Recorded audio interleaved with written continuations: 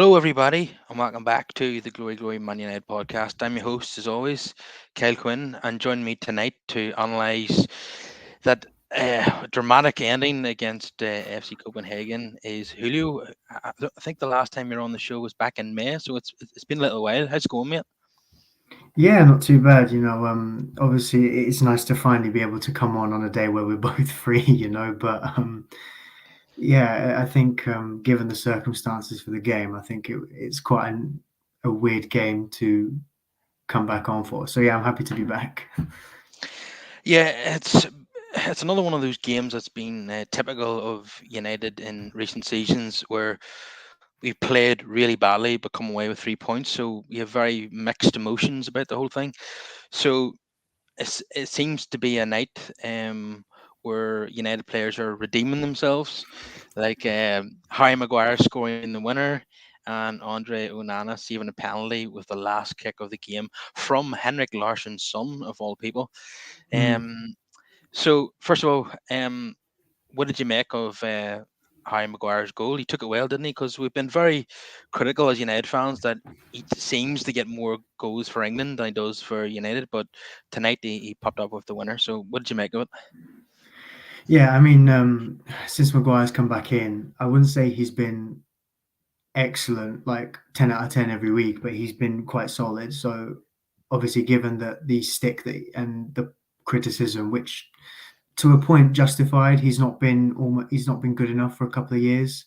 He's seemed out of all sorts, confidence wise, and just sometimes we've seen him on the pitch and he's looked lost in some games. And it's it all coming together like this. Good performances. He's getting his confidence back. A goal tonight, obviously the winning goal in the end, albeit it was a close call at the end as to whether it was the winning goal or not, but it's really promising to see like Maguire come back from it in some aspect. I know people will say that he's not done what other players have done in the face of adversity. I'm not saying he's been perfect either with some of the comments he's come out with. That's not done himself justice.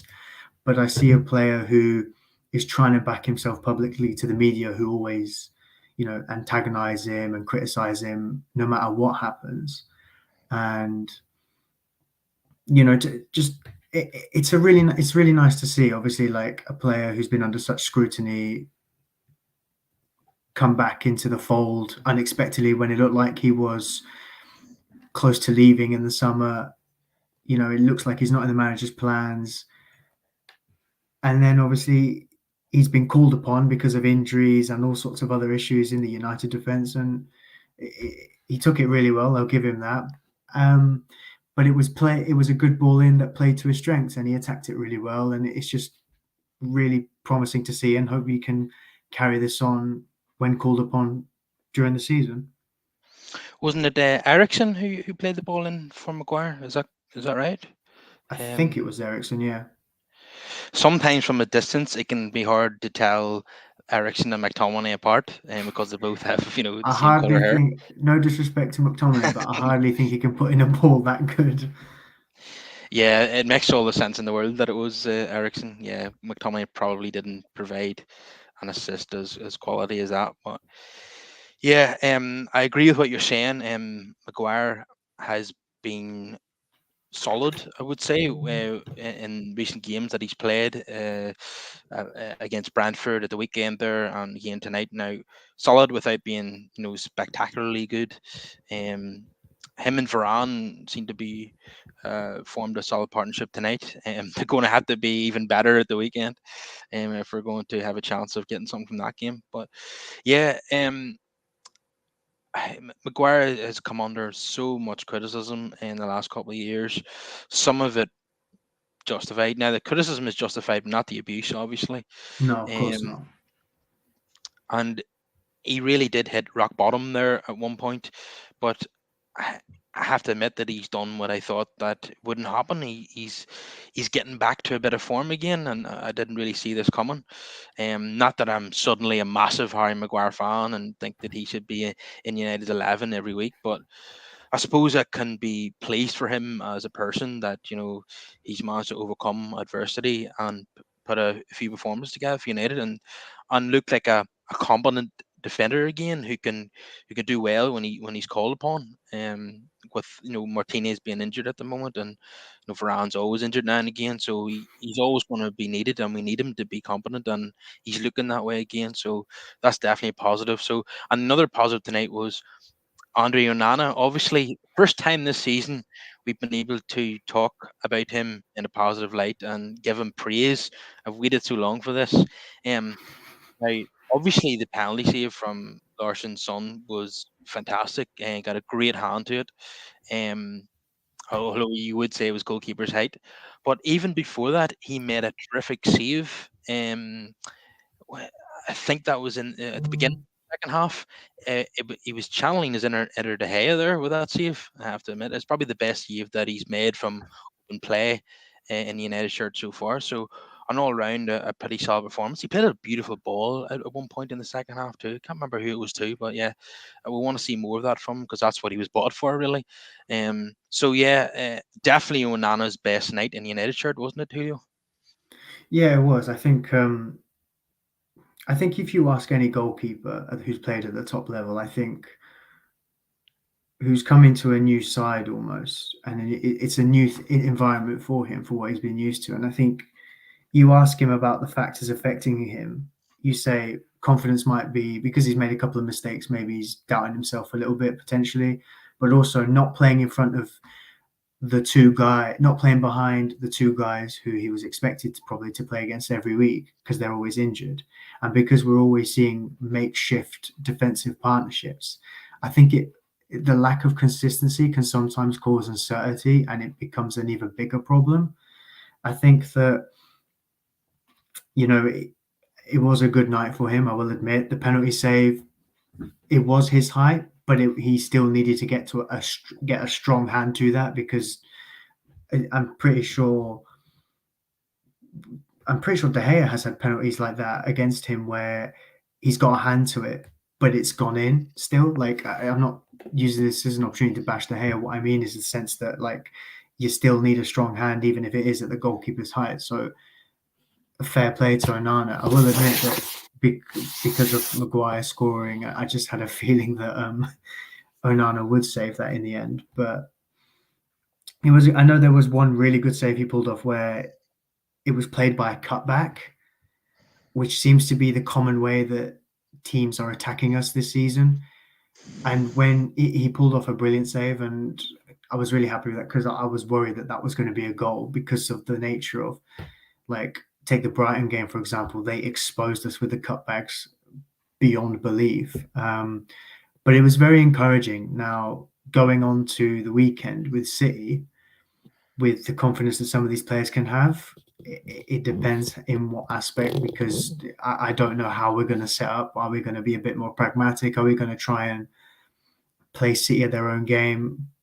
I can only hope that it isn't a battering, but all in all, it was a good night, and I think that Onana can come away from today's game with a sense of pride that he's kept us in the game in certain points. He's done his job as a goalkeeper. He's also done what he's brought in. He's played a couple of good passes, a couple of good balls, and obviously the penalty save will do him the world of good. De Gea, I think 3-4 games in to his United career, saved Van Persie's penalty in the 8-2 when he was under like some intense criticism from his first few games. Now, obviously, De Gea being a 20-year-old kid and Onana being a bit more seasoned, if you like. Obviously, these are two different goalkeepers in two different parts of their career, but you see what I mean. That being United number one has its own pressure, let alone the other factors at play of maybe his confidence might be a bit low, defensive partnerships changing because we haven't. I don't think we've seen enough of what it can do on the ball, and I think that obviously comes down to all the different changes that all the different factors at play. So, but yeah, the bottom line is I think he can come away with tonight feeling good about himself, and hopefully it can carry on. Do you know what I mean? This can be the start of a very good career for him. Yeah, I'm hoping that penalty save is going to give him massive confidence, and this is going to be the turning point like I say, in his career. But time will tell. And that's an important point you make there, that United have been so susceptible to cutbacks this season, and that's simply because they're not tracking runs. United midfielders are not tracking the runners from midfield of the other team and just allowing them to run onto these cutbacks and slot it past the keeper. That's just not good enough. That's a lack of discipline. And yeah, it's not just the Brighton game where we've seen that. It's happening regularly this season. And hopefully, you'd like to think that the video analysis guys are able to point this out to the manager and the coaches, and they can work on this. And it was happening even in the last game against Galatasaray in the Champions League. I think they scored one of their goals that way. Yeah, it's just not good enough, and it's something that needs to be cut out as soon as possible. Now, let's just get into his performance again, which was the first half was as bad as it's been all season. Absolutely woeful, absolutely no tempo at all. There's no pattern of play whatsoever. I don't know what they're trying to do. They're not even making overlapping runs when they should do. Like Diogo Dallo being guilty of that. You seen Amrabat calling for him to make the run, and he just stands there. You're like, what is going on? I mean, you think they've done absolutely no work on the training ground at all. But the second half, they lifted the tempo, and all of a sudden, they looked like a team again, and that was capable of causing problems for defenses. The only thing missing from the second half performance, from an attacking point of view, was the finishing, which was woeful. It really was. From Rashford and Garnacho in particular. We're not a team that has many goals in it, to be honest. Now, Hoyland I thought was very good in the game, but like we said before the season even started, we can't rely on him to be a goal scorer at 20 years old. Coming from Atalanta, Sturm Graz, and Copenhagen. He's not just going to come into the Premier League at 20 and score 25 league goals right away. It's not going to happen. We have to be patient with him. But even games like tonight where he hasn't scored, he's looked really good. Love some of his link up play and the back heels that he done to play other people in. Um, and he holds up the ball really well. So and he works so hard. He chases down the goalkeeper. At some point, he's going to force a mistake from a keeper by doing that. So I am pleased with his performances as an individual, but we can't rely on him to score goals. And Rashford's not performing. Bruno's not performing. Anthony, I don't rate that guy at all. I'm sorry, maybe some people have different opinions, but I just don't. So there's just a real lack of goals in the team, isn't there? Yeah, there is. I mean, first half, I think everyone's in agreement that it reminded us of the Louis van Gaal days with the boring football that drove everyone insane. I think the difference with that one was, even though we have Louis' words on this, but he wanted to make us difficult to beat the first couple of years. Like we saw the second year, there was a very good clean sheet record with, De Gea in goal, and you had Smalling and Blind as the main centre back partnership. Back then as well, we also had a problem going forward. The difference was, though, we didn't have the quality. On paper, if you look at the individual names now, you could argue we might do, with the likes of Rashford and Bruno and other players. Hoyland's a good young kid who looks like he's got potential. He's not getting enough good service, I don't think, and it's a real shame. But the difference is that we're not tough to beat. Our defense isn't solid. We don't have that to fall back on, and I think it's funny that there is a link to the Van Gaal days, because tonight's game reminded me of a match from that period in that second season, which was a must-win Champions League game against CSKA in Moscow at home. And we won that 1-0 from a Rooney header from a simple ball over the top. Now, in that instance, Lingard put it across and Rooney headed it in. This one was more just ball in, header on by Maguire. But that was late in the game as well. That at the time we were obviously playing boring football. We had a lot of injuries going on. It was a must-win Champions League game. A good save and probably a couple of good defensive blocks kept us in the game. So I think that what I'm trying to draw with similarities then, because I said a couple of weeks ago on one of our Devil's Advocate podcast shows that what we're seeing now was what we saw under Louis, which was he tried to coach us into being able to learn the style of play and the philosophy he wanted. That first season, he tried to do that, but then towards the end, he just played more like more of a 4-3-3 where they'd counter on teams, similar to what we've seen over the years now.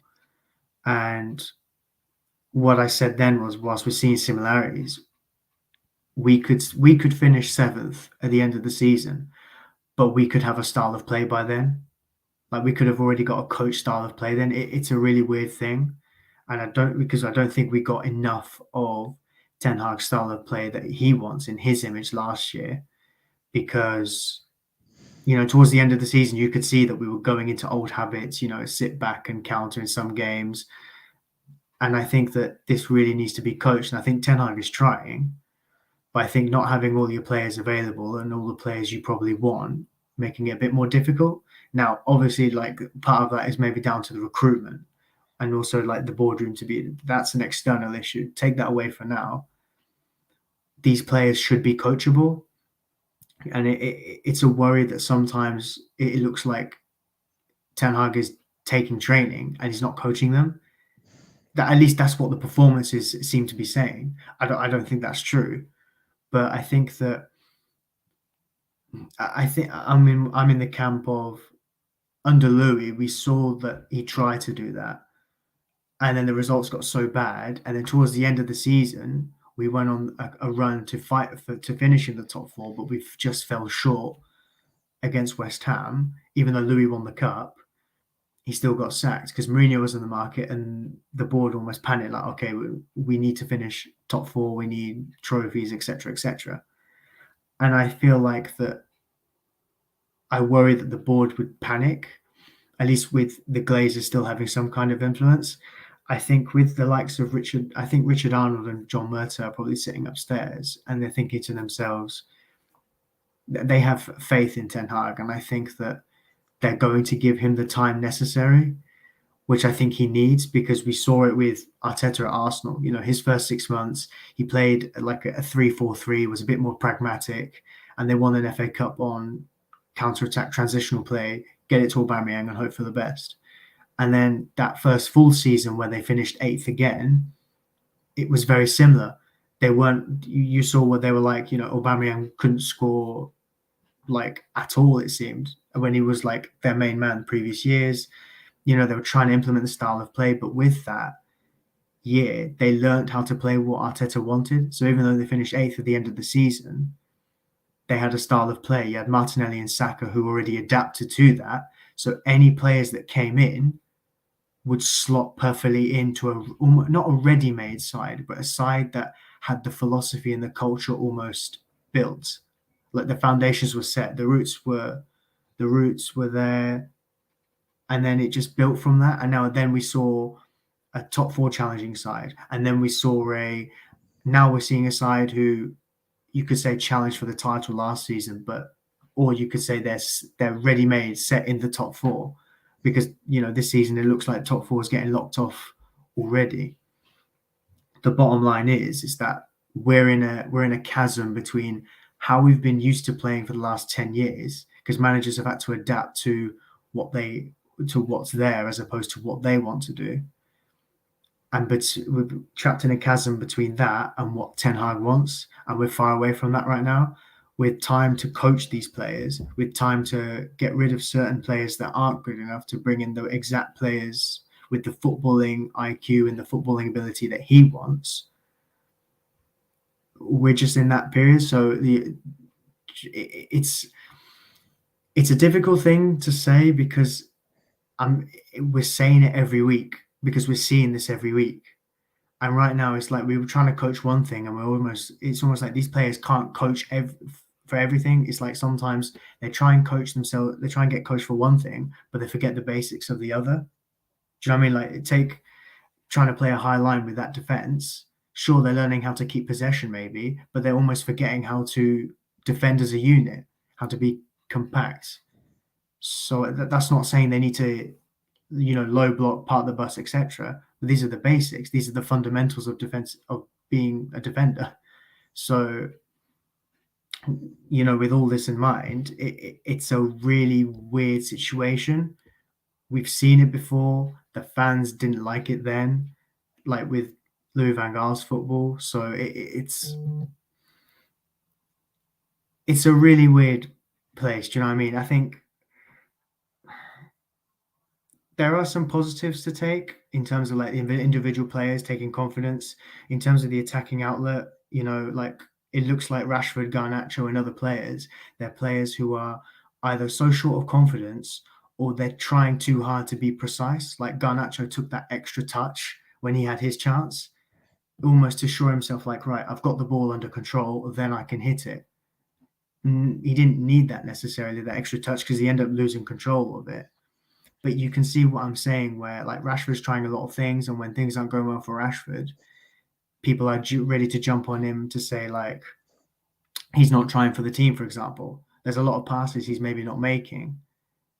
That's going to take. I think that's going to, because he did so well last season with the goals and assists he got last season. I think right now it's almost like when he's in bad form, it's almost like he needs to sit down with Ten Hag, and Ten Hag probably needs to say to him, "Listen, obviously things aren't going well for you, but you do need to have focus with the team as well." That's not saying he's not a team player, but like, do you know what I mean? There's lots of individual things going on. There's just lots of things to take into account. You know, at the end of the day, a win's a win, and I'm happy for it. But it's going to take a while, I think, before we start seeing stuff really like put into place exactly what he wants. Well, first of all, I'm not sure that Richard Arnold and John Murta are going to have time. Never mind Ten Hag. Those guys could find themselves out the But that's door their pretty problem. soon. That's their problem.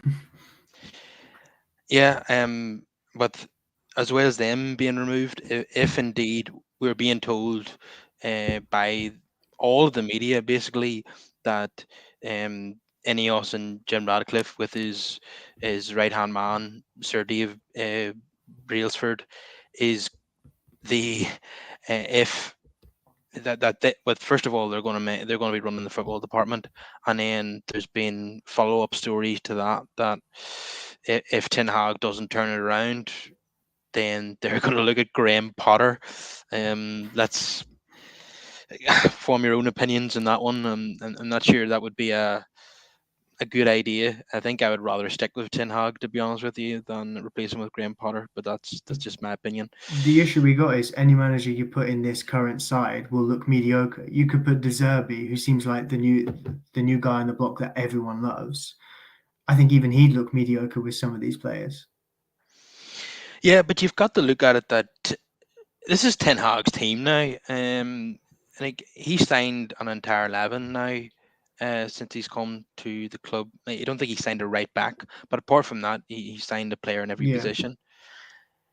Um, and Anthony is probably the best example of of one of his major signings. He's just not doing it and doesn't look yeah, anywhere near good enough for Manchester United. And he's not getting a tune out of the highest paid players of the club, or marquee signings, if you want to call them that. mm, Well, Rashford's not a signing, but the biggest players in the team are Rashford and Bruno, and they have been awful this season, absolutely awful. And again tonight, um, isn't Anthony been his signings have been very mixed to say the least. If you yeah. take a look at them, Anthony, like I've said a couple of times already, he's just for me not good enough. Is never going to be. Um, Mason Mount. Now he insisted on signing this player in the summer, and now he's not getting in the team. I mean, he came on for 5 minutes the other night, didn't come on at all tonight. I actually thought he was showing signs of improvement against Crystal Palace in the League Cup and the Galatasaray defeat at home. I thought Mount had played well in both of those games and was showing positive signs. But now the manager, who made a beeline for this player, has now dropped him. Martinez was a good signing, but he's obviously injured. He's not available. I don't think Malacia was a good signing, albeit it wasn't a massive risk because he didn't cost that much in today's money. Casemiro had a brilliant first season, but now he's starting to look.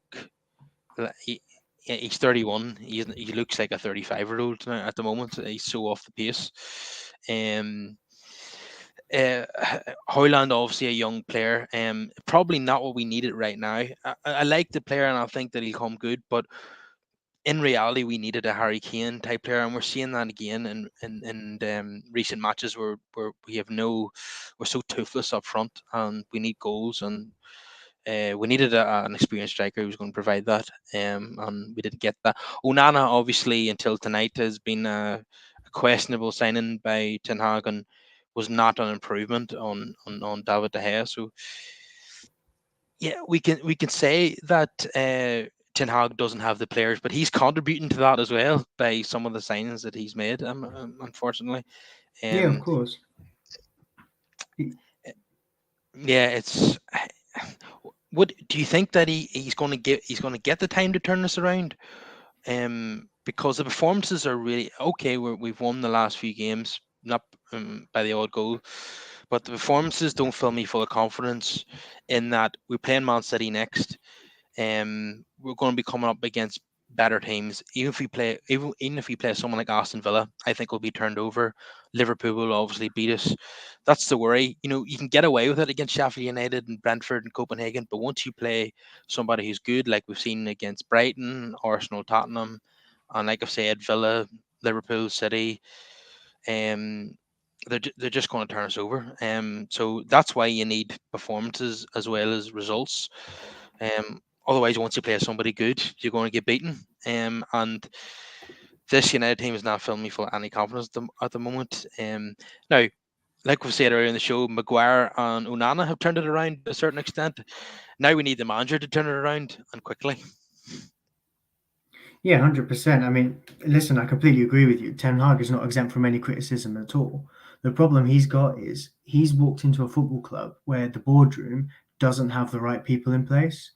You Hmm. know, managers at other clubs, they have a say in transfers, like Klopp, for example, but there will be people upstairs who have it in them or have the know how to say yes or no or veto for whatever reason. Yeah, And I usually, Ten Hag shouldn't be given a free run at signing no, whoever he he wants. shouldn't. No, he shouldn't. He shouldn't be given that. But the boardrooms at other clubs work with the manager. They don't give him the power, that much power. You know, Pep comes in initially at City. He signs Nolito, for example, great Spanish technical footballer, perfect for his style of play. The issue is he doesn't have the he didn't have the physical requirements to make it in the Premier League. After one season, he's gone back to Spain.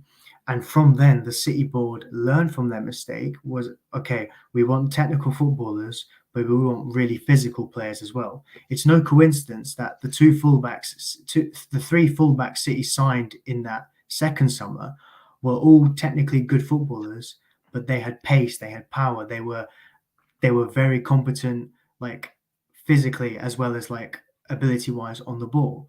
And I feel like that that's the problem we've got with some of the signings. You know, Anthony, for example, I don't like the price tag. I understood why he signed him in the sense of Ten Hag wanted a forward. He wanted someone who knew what he was about a little bit, but also like, you know, Anthony was his guy at Ajax. Do you know what I mean? You know, he looked at Anthony and said, right, can we sign Anthony? He's my guy. He knows what I'm about. He'll fit right into what I want in the long term. You know, I already know what's to come from him. I trust the guy. But then, you know, there were points last season towards the end where Anthony started to look like to show a bit of something. But then, you know, apart from the Forest game earlier this season, you know, he goes off for a while and now he's come back. He looks out of sorts already. And I don't want to bring the price tag into this, but for £100 million player, that's a significant investment, and we're not getting anywhere near as much in return. It's bad enough that we have another right winger who's not about anymore at the moment, you know, because obviously he's had a fallout with the manager, and you know that's a whole different can of worms. You know, you got two right wingers, two big name, big money right wingers who aren't producing the goods, and I think that you know this comment I agree with. I think there is going to come if you're going to drop one of Rashford or Bruno, I think you drop Rashford. You give him a couple of games maybe to rest because there have been times in Rashford's career where he's needed taking out of the team, and it's done him good. Whether it's been through an international break, whether it's been like just a natural like rest for whatever reason. I think Ten Hag relies on those two players because he knows that they can pull up with something like a moment of magic. Because that's what it seems like we're winning games now. We're winning games with moments. But the issue is that when they're not producing the moments either, it looks even worse. In a few weeks, if this still goes on, I wouldn't be surprised if we see a front three of Garnacho, Hoyland, and Amad Diallo. Because I think Amad Diallo is a great option to have currently. And he's probably looking at that right wing spot and thinking, I could come in and I could make a difference here. People have seen what I can do in the championship, which is a hard league to prove it in. It's quite a very physical league. But the bottom line is that, like, whilst Ten Hag isn't exempt from criticism, there are points that it's really difficult. I said to you, obviously, before the show started, that there's just so many different things going wrong. And it may be so many little ingredients, but you put them together and they make just one really like pie of just everything going wrong. Do you know what I mean? So it's really difficult to comment on everything because there's just so much at play. And listen, I'm going to back Ten Hag for I did the same with Oli, with Jose, with Louis, even with Moyes. I will back the manager as long as necessary because I'll always like back the manager. But if Ten Hag goes and gets battered 6-0 for the next 10 games, then serious questions are obviously going to be asked everywhere, let alone what I think. So I think that if the current boards stay in place, I think they will give the time because I think people in the club see Ten Hag as the future. But it's almost like in when you, for example, when you redecorate a house, you got to rip all the old wallpaper from the previous homeowners. And there's a lot of this with a lot of mold. Do you know what I mean? In this football club, this is years of problems. And I think Ten Hag's trying to do it on his own, maybe without the people in the boardroom, for example, to help him. Not without he's doing it almost without the adequate people. So it's just becomes a whole mess that he's trying to sort out. And I think there are going to be points where he's just going to find it difficult to do on his own, and there's no one really he can turn to for it. Do you see what I'm trying to say with that?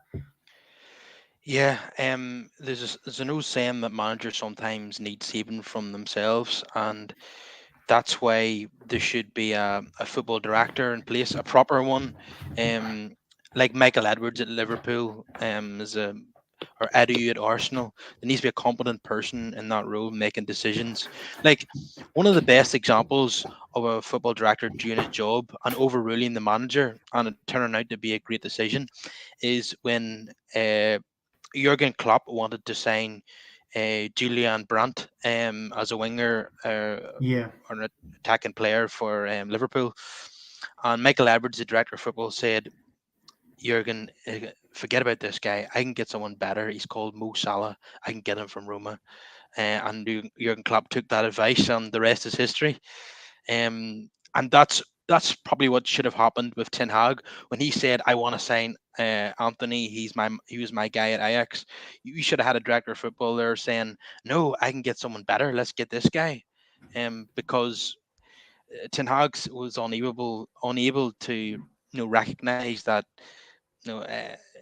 Anthony might have been a great player in the Eredivisie, but that he wasn't good enough to make the step up into the Premier League, which happens to many Eredivisie players. it's You could, very hit and miss.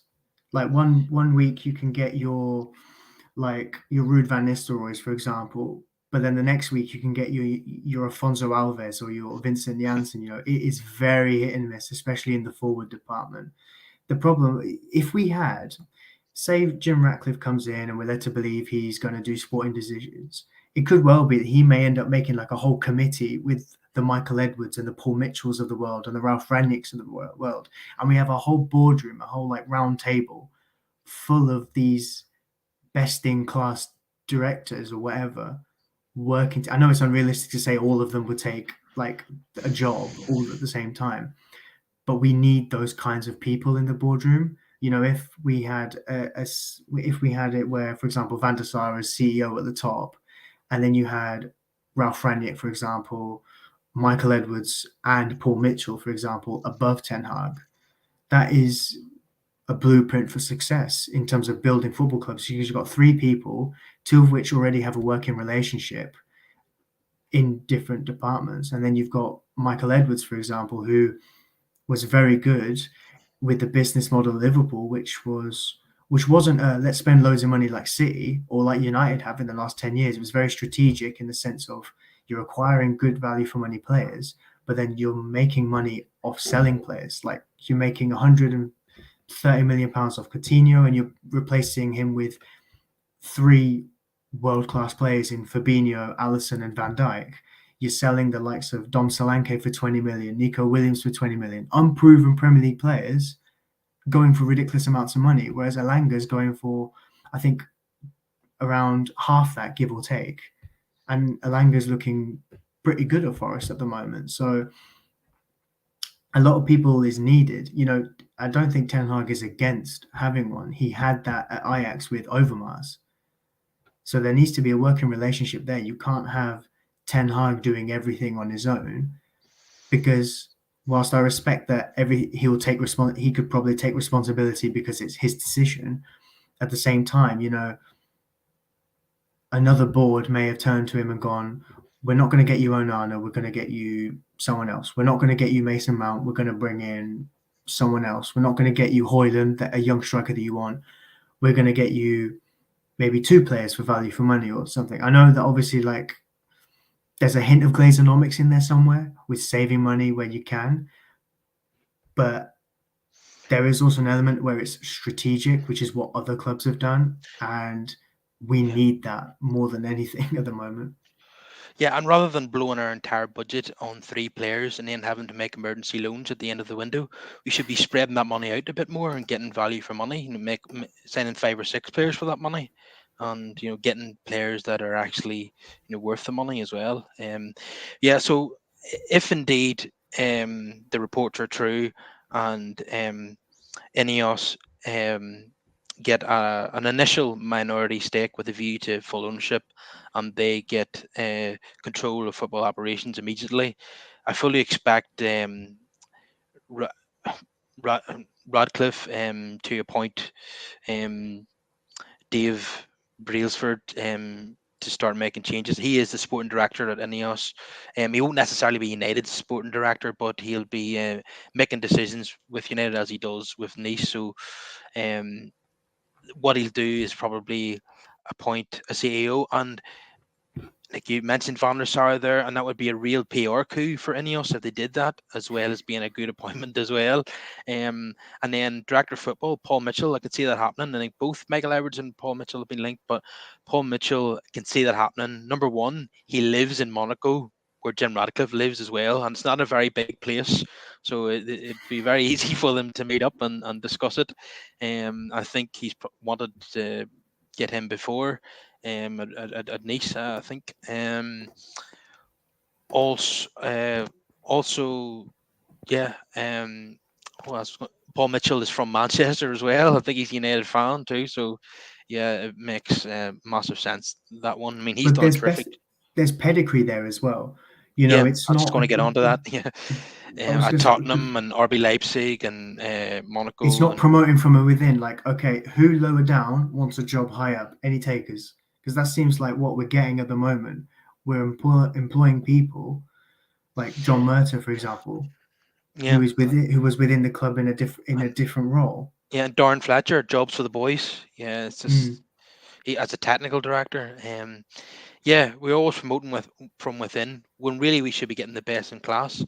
And Paul Mitchell has done a great job no matter where he's been. I think he started off at NK Dons because he was there as a player. Then he Yeah, became the sporting director there, and he moved on to Southampton, then Tottenham, then RB Leipzig, and then Monaco. And he's been responsible for some pretty good business and unearthing some hidden gems. And that Pochettino team at Spurs was essentially built by, you know, Paul Mitchell. It's no coincidence that he got Alderweireld in for about 15 million, give or take. Toby Alderweireld, who we know was a very good centre half for Spurs. It's no coincidence that he leaves in 2016, and in 2017, Daniel Levy's taken the front on transfers almost, and he's paying £42 million for Davinson Sanchez of all people. Do you know what I mean? It's like, how do you go from this to this? The simple answer is Paul Mitchell. Yeah, he seems like a very competent guy in that role, and I'm sure he would love to come and work at Manchester United. I'm sure there's lots of big name sporting directors out there, even Campos, for example, Yeah, on the names that we mentioned. They would love to be the guy that comes in and turns Man United around. Because they'd obviously believe, because they've got a track record, they believe they can do it, and they'd be handsomely paid for doing so.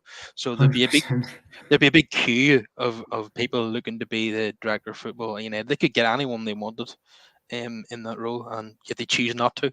But we're The hoping issue that is, the issue is, we've been having this conversation for a director of football for about 5 years now, pretty much mm, since Jose left. The first things that came out from like the United pundits in the media, like Gary Neville, was this club needs a manager going forward to reset, to do all this kind of job, but it needs a best in class sporting director to help with that. Now, at the time, obviously, we ended up hiring Ollie. If it wasn't going to be Ollie, it was probably going to be Pochettino. But if we'd got Paul Mitchell then with either Ollie or Pochettino, I know it's very easy to say in hindsight and stuff, but I think it would have been a much bigger improvement in terms of recruitment since then. But the fact that it's been 5 years and we still haven't recruited anyone adequate for that role, you can't like. I know, obviously, technically they'll say, "Well, we've employed John Murter, etc., etc.," but he's not best in class.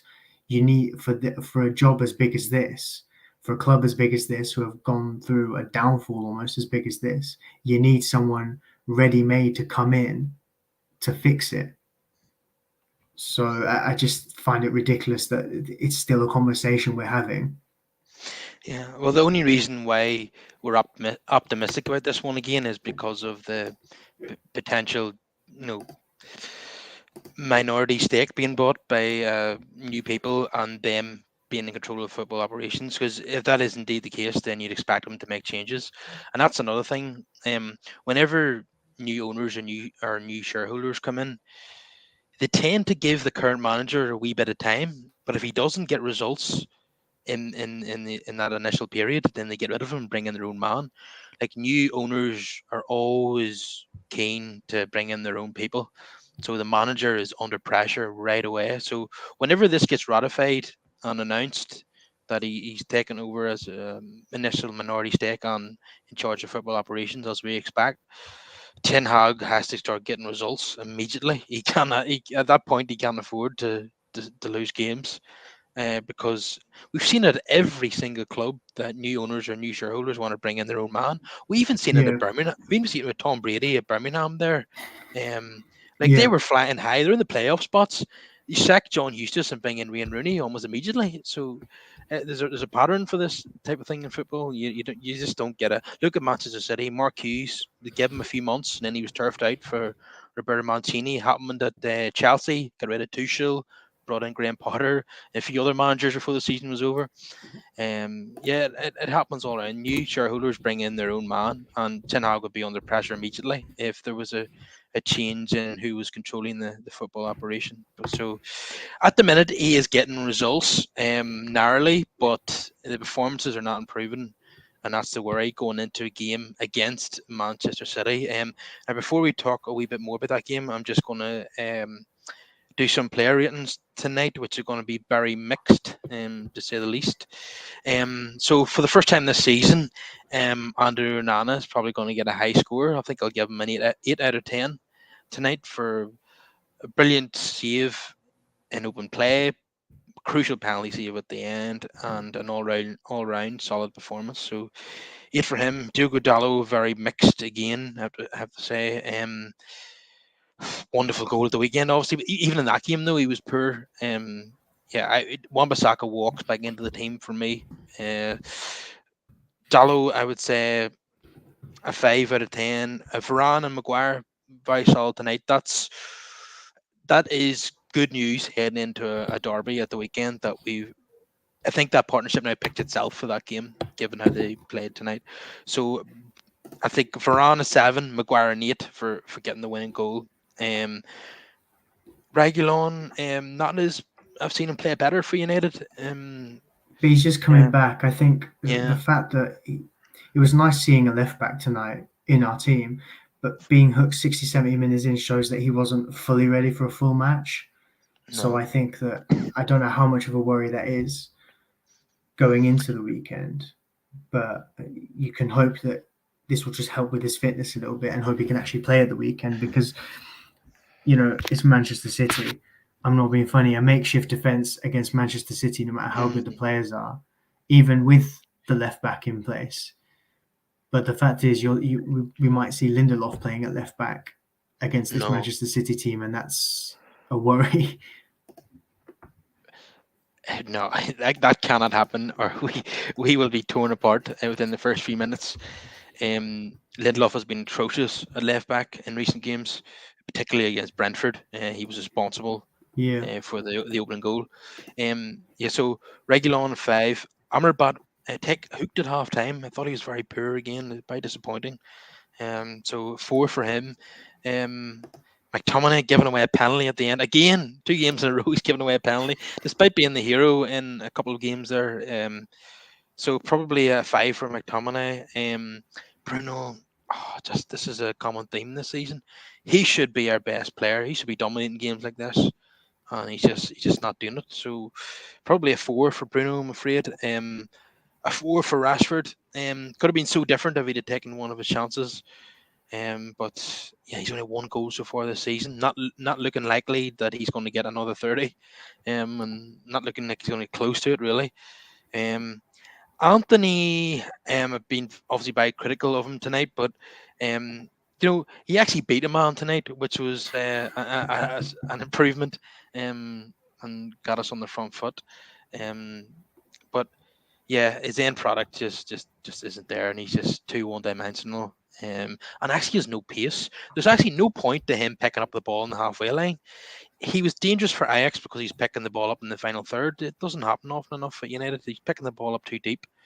Yeah, so probably a 5 for Anthony. Rasmus Højlund, again, another one of those performances where he didn't score, but he actually played really well for me. He's doing everything apart from scoring, really. So we'll probably give him a 7. Um, and Ericsson, yeah, game changer, really. He provided the assist for the winning goal. yeah. That's become his role now. Where he goes off the bench either at half time or after 60 minutes, and he helps break down stubborn defenses. So definitely a Sabin for Ericsson.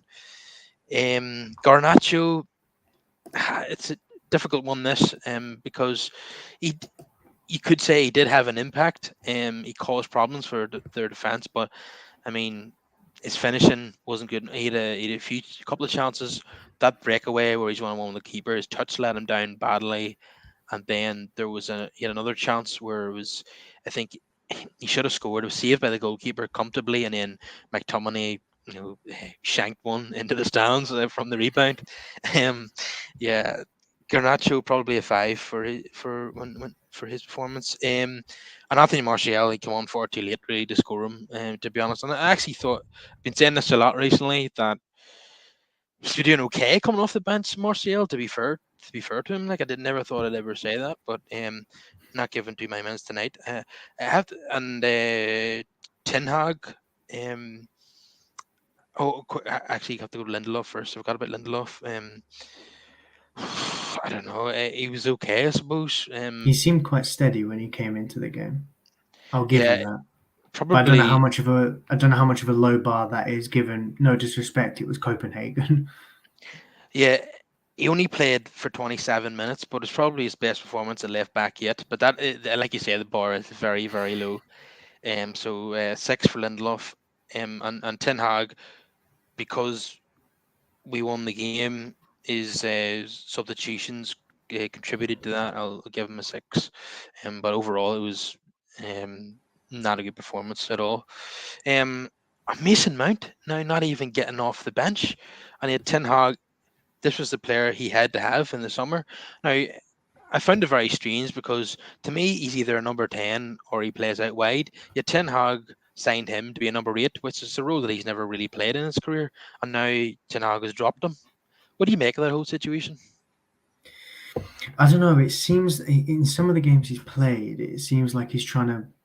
play with almost two tens in Bruno and Mount. But I think that given the way our midfield keeps getting cut open like a hot knife through butter, it's almost like he's saying, okay, we need to adapt something here, we need to change something here. And I don't know, I think I knew it would take Mason Mount a little bit to get into the swing of things, especially given the season he had last season. Now, obviously Chelsea, everyone had a bad season last season, but even for himself, we know he's capable of stuff going forward. Um, Obviously, it's come in. I think it's getting to a point now where maybe he's being trying to be selective about who he plays and what game they play in. And I think that given obviously McTominay's good form, given obviously like Amrabat's holding, I think Ten Hag has seen a thing where it's like, I've got to start McTominay because I think, McTominay brings a lot of energy and almost battle into that midfield in comparison to maybe Mason Mount. So even though in the last Champions League game, Mason Mount looked very good against Galatasaray, I just think that, I don't think it's anything to worry about. I think squad utilization was a big problem for Ten Hag last year. Obviously, he's not been able to have much of it given obviously what's happening with injuries, but I think that by bringing in McTominay next to Amrabat, I think he's trying to be a bit more solid in that midfield. Doesn't change obviously the fact that in some cases Amrabat or Casemiro or whoever's in that holding role still sometimes gets isolated in play. I think from what I just think that take away McTominay's obviously 2 goals against Brentford and then goal at the weekend. I think with the good form as well as I think he's trying to shore things up in that midfield because the midfield is the football matches are won in the midfield. And if that's not shored up, then there's no structure. If there's no structure, then it's a big problem going forward and going like defensively. Yeah, there's like you said, there's a lot for the manager to sort out. There's so many things that are wrong at the moment. It's difficult to know where to even start to analyze it. And probably the one opponent that you don't want right now is Manchester City. I think the only fixture that could be worse than this on Sunday would be Anfield. That's probably the only fixture I'd want less right now. Oh my god. Yeah, given what happened there last season and given how United are playing right now, it probably wouldn't be any better. But we did, against all the odds, we did beat City at home last season in the league, which not many people expected.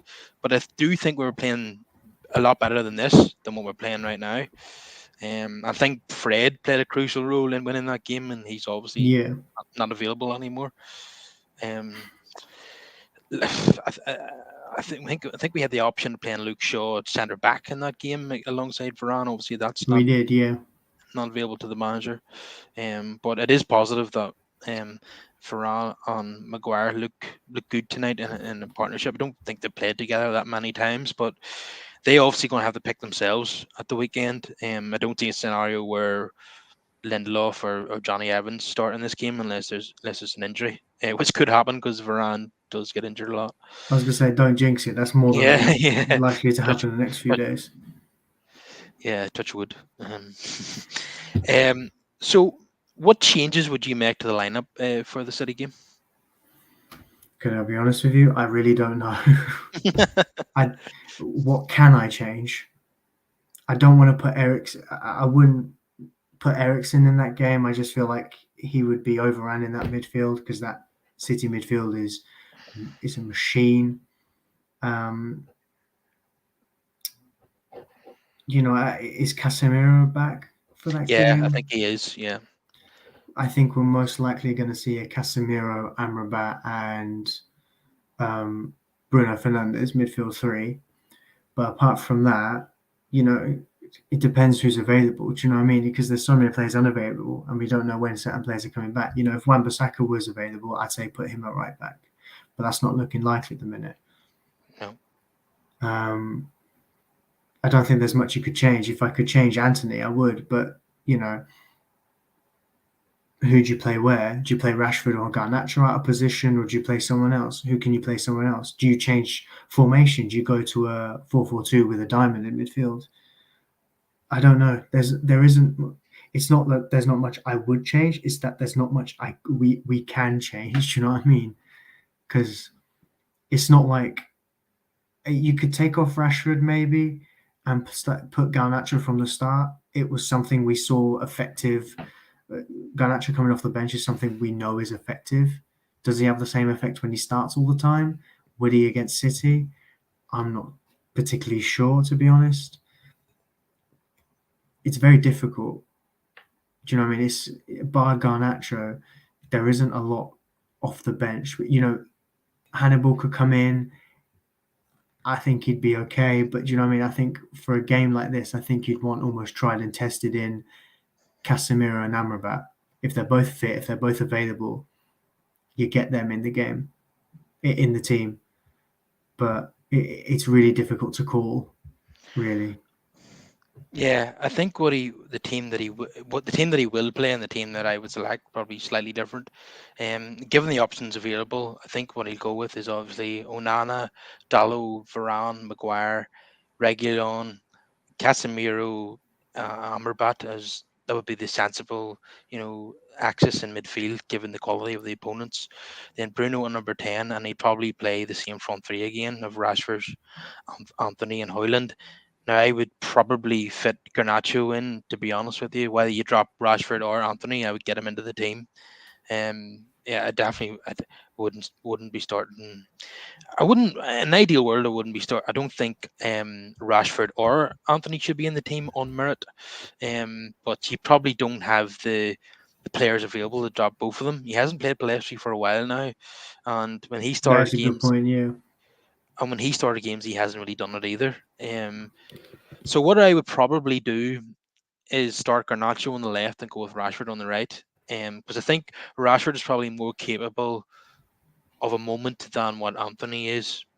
Um, Easily, yeah. yeah. So yeah, that's probably the one change I would make from what the manager's probable team will be. But like, yeah, you make a valid point that the options on the bench are not really there. I mean, you can't bring Ericsson in from the start. He's doing well as a sub, and that should be his role. And last season we lost 6-3 against City. Ericsson got totally overrun in midfield, wasn't tracking the runs of Phil Foden, for example. So that wouldn't be a good idea. Um, yeah, and Hannibal hasn't played for a while either, so I don't think he would bring him in for a game like this.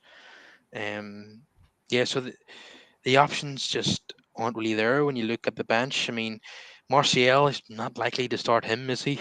No, Mason that's what I Mount, mean. Hannibal not was just me likely. clutching at straws. Hannibal was literally me trying to clutch at straws, like who could come in and do a job. You know, I think Mount is too forward thinking to play next to Casemiro at the moment.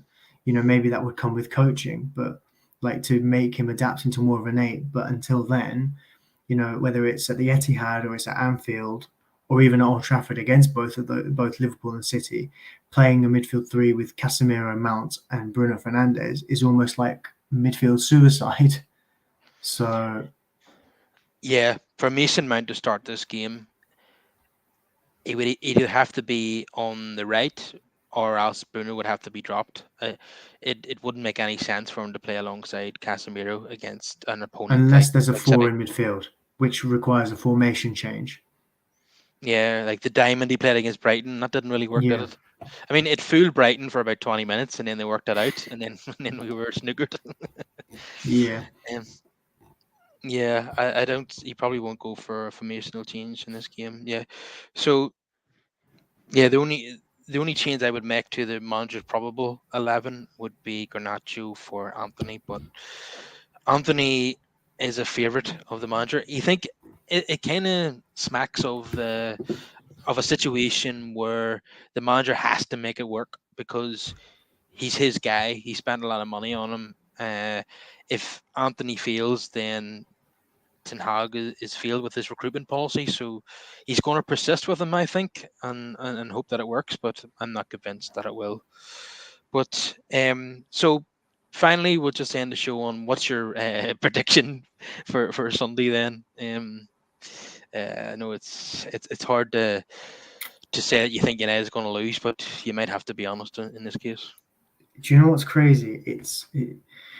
I don't have a set prediction, but what I will say is with this team, we're either going to somehow win 2-1, and I mean fluke it like we beat Juventus a few years back in Turin when Mata scored that free kick and then the ball got bundled in and suddenly we were winning 2-1.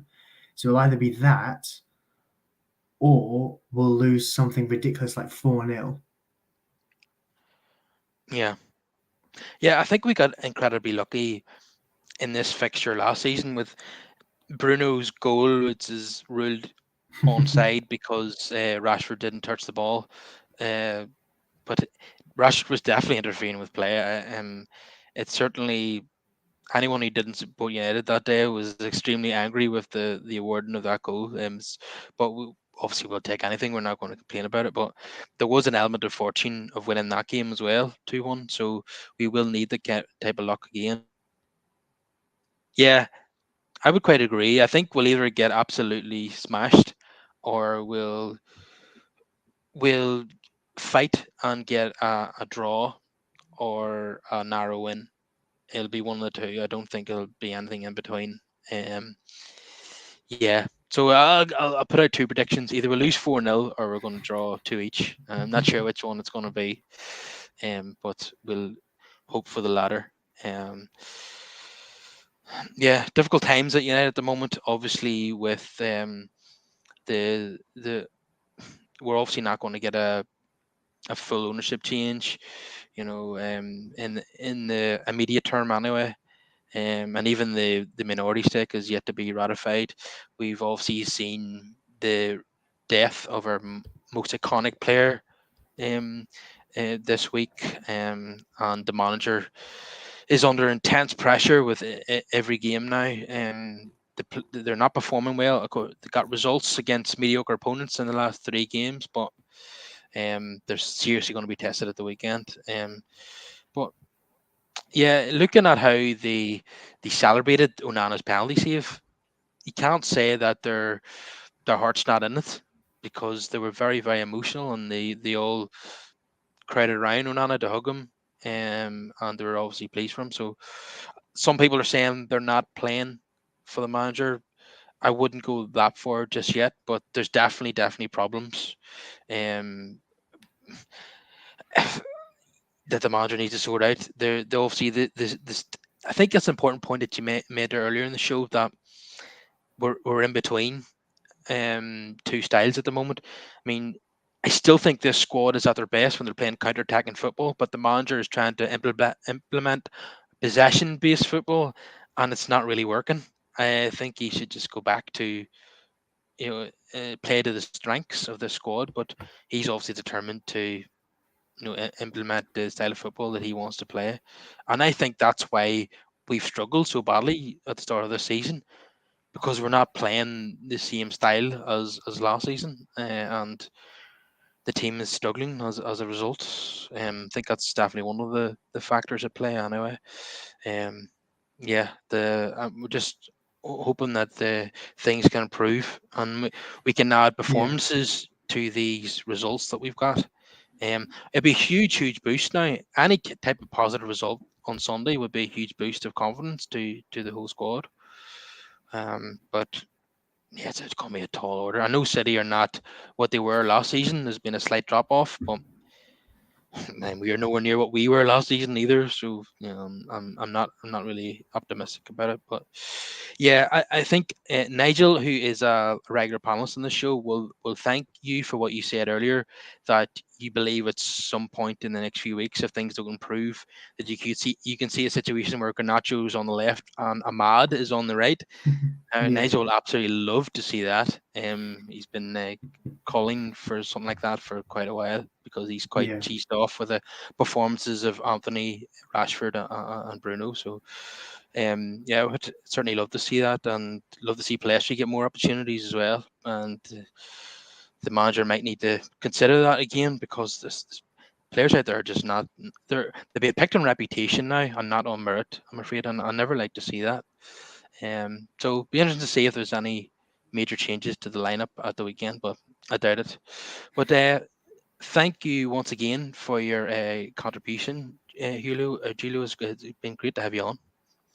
Yeah, it's been great. I really enjoyed it. You know, I was very happy when you messaged saying I want to come back on, and you know, obviously it was quite an interesting match this evening. You know, but yeah, I've really enjoyed it. So thank you for having me back on. Yeah, it certainly was an interesting match with a dramatic finish. And I'm so glad we got to talk about a win because after 95 minutes there with Larson about to take a penalty, it didn't really look like we were going to be talking about a win. But we are, and we're still in with a chance of qualifying for the next round of the Champions League. Although a slim chance, I would say. This doesn't look like a United team that's going to go to Copenhagen and win. We need to improve drastically to see us doing that. If we're only scraping a 1-0 win at home against Copenhagen, what's going to be like when we go there with the crowd is against us? Because this team notoriously crumbles when they're playing away from home against a hostile crowd. Could you imagine what it's going to be like in Istanbul? This Well, United team. in fairness to us today, we scored and we didn't concede 5 minutes after scoring. So silver Yeah, lining. God, that is an improvement. I hadn't even considered that one, but yeah, that's another box ticked. Yeah. So Julio, thanks for coming on, and I will certainly have you on again sometime. Brilliant.